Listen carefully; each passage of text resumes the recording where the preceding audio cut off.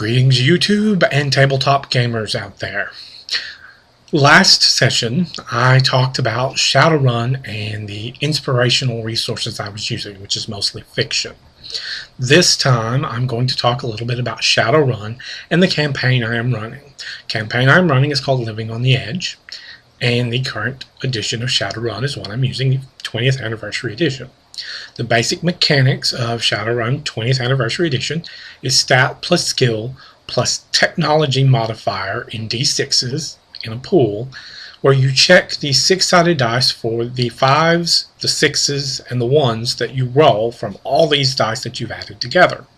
Now, the fundamental reason for this is to simplify it very quickly and make looking at your dice come out of the game in terms of preventing you from dropping out of the character situation. You're supposed to stay, like in most role-playing games, in the character's head. And to do so, it's simplified the mechanics over previous editions a little bit so that you do not have that problem in spending all your time worrying about mechanics. Now, there are exceptions to the stat plus skill plus technology rule. For example, hacking, which I've house ruled for exactly that reason. It's an unusual circumstance, and I feel that instead of going to these different roles, you should worry about stat plus skill plus gear to be consistent. And also because I feel that hacking should still be like wizardry in the game, one of those things where you're basically still worrying about the player character, the NPCs, those characters' abilities, rather than some pre-bought technology that they are using. Instead of having programs and software, we're worrying about the skill. While technology has an impact, it's a lesser impact over their stat plus skill, and making it simple. Now, the campaign I'm running is called Living on the Edge. It takes place in a small neighborhood called Svenska, a part of Little Russia in Seattle. Fictional, entirely my creation neighborhood, and Svenska probably means nothing in Russian. I, as far as I know, made it up, simply because I couldn't find anything suitable on the internet for a Russian neighborhood that I thought would work. Now, this neighborhood is particularly important because the whole campaign is based on the idea of working together with the community in order to basically survive, because these people, the vast majority of them, are all standing on a cliff about to go over against the corporations, the gangs, the criminals, all of the forces of lower class economic pressure that are pushing them to fail. The first thing I did in this campaign is burn down their apartment building and take away the fixed resources they had, tying the player characters together as people who survived this event and seeing that the community is there to help them. They got help putting out the fire. Not before it pretty much destroyed the building they were in, but corporations don't care. The Seattle government is overworked for these kinds of things, and they're also on the low end of the scale. Who cares if their apartment building burns out? Because they're not a high-end corporation or the important high-class citizens of Seattle. Now, in order to facilitate this kind of interaction, the player characters, of course, got a new place. They got a deal on the new place, and they live relatively close to each other in this new place. It's all in the same apartment building, all in the same floor. And the reason for this is it allows me to give them NPCs that they haven't known all that well, but can see supporting them because they know these people, at least by reputation.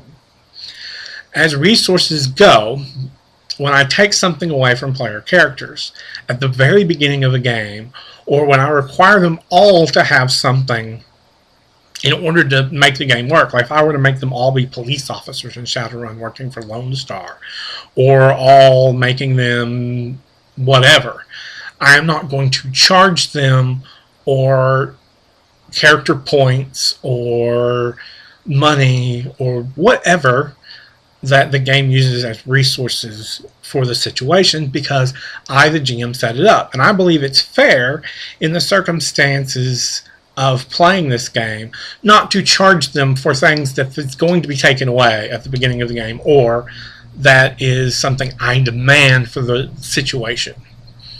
There's no sense in charging character points or whatever in a game when they're never going to get to use it. Now, if they want to keep it, if they want to keep with the new things they've acquired, like the new apartment building, which is not very high class, it's concrete, box with a good door, and that's about it. They're not well heated, they're not well cooled, they don't have anything in high-end amenities, and they basically have to suffer living near their neighbors. Their immediate neighbor is Janie Q. She's a former prostitute and former chiphead. She's trying to stay straight and clean and not fall back into prostitution, because if she can stay off the drugs, she doesn't need the money that is requiring. She just does a normal day-to-day job, not working for big end part of the corporation, but working. But there are forces against her, and she's on the same floor as the player characters, thus giving me a reason to hook them into this poor girl's situation. Arrayed against her and arrayed against the player characters is the Vasily criminal organization. The Vasily criminals locally, they don't deal with Vasily or even his right-hand man. They deal with a much lower-end fixer, so to speak, named Sergei. And Sergei is accompanied by these two twins that are not related at all. They're orcs, these two orcs that look identical to most people. And they're his right and left hands, while Sergei is the one who speaks mostly up front and keeps them together. There are catches here. For example, the orcs don't necessarily agree with everything Sergei does, but they work for him, so they do it. And that can be an impetus to change that situation by the player characters. In addition, there are a whole bunch of locations, which I will put a link up for the map when I put this video up on YouTube, in order for you to see all these locations I've planned and the community around them. For example, right around the block from the player characters is a talismonger, a magic shop for the player characters to access to, run by a bear shaman named Vyacheslav. In the local area, there's a figure of some repute called One Eye, a dwarf former street samurai. He's one of the only people in the area who has a traditional house and yard and topiary. It's important later on for them to find out these things. There's a school called Dunkelzahn School. It's a general education for the low-end people because they can't afford to bus their kids to corporate schools, and it's all run by donations. Player characters may get tied up in this because, of course, the gang members don't like schools, because being educated can help keep people out of gangs. Speaking of gangs, there are 3 gangs. Immediately in the area, there's another one moving in. There's a tech gang dealing with hackers. There's a gang called the Skull Boys, whose head is very criminal, very nasty, and he fundamentally works for the Vasily criminal empire. Fundamentally way on down. And the last one is a magic group called the Slingers. And they all are rivals somewhat to certain criminal acts. The tech gang, not so much. They operate in a different class of criminal areas than the rest of them. They're mostly there for data reasons. That gang is run by a woman called Turtle, because she's only seen through a drone that looks vastly like a small-wheeled turtle. Her primary interactions lately have been through a girl called Squirrel, a dwarven girl who climbs everything and is very chipper. The interesting thing about this is they're not all of her gang are named after animals, but there's a sufficient tradition of them being named after animals that it's common and will come up again. And there are a lot of little weird things in the area. There's a vampire preying on people. There are ghouls, but the ghouls are run by a particularly dapper ghoul named Mr. Grins. Mr. Grin is fundamentally this fairly stable ghoul who keeps his ghouls together and keeps them from just having to hunt and kill people for food. Instead, they make the bodies of those who fail, who die of exposure, who are killed on the street, disappear quickly. There are also a few other things in the area that are important. A strip mall, where Václav's is located, as well as a coffee shop, a burger place, 2 bars, a low end and a not so low end, but still low end, a grocery store, a convenience store, all the little things you need for a community that keeps people in the community. Now, if you want anything more important like furniture, you have to go somewhat more up class to find a store that does that. There's also an abandoned warehouse that was used for a rave in my recent campaign, and that's where they ran into the information that a vampire is hunting people. And he may be backed by the Yakuza, which are moving into the area. Although it's hard for them because the primarily Russian citizens are begrudgingly hard to wedge your way into unless you're also one of the descendants of Russians that are in Seattle. The game in general is quite fun, and I am focusing on the player characters and their interactions with other people in the game, and the push and pull of the community, both as a protective group and as the down and out dregs of society. Now, they're fundamentally good people, which is one of the things why I went back to my resources that I talked about before as a general heroic push of the game. The player characters are some of the people who are hanging onto the edge of the cliff, trying not to be pushed off into the abyss like most of the community.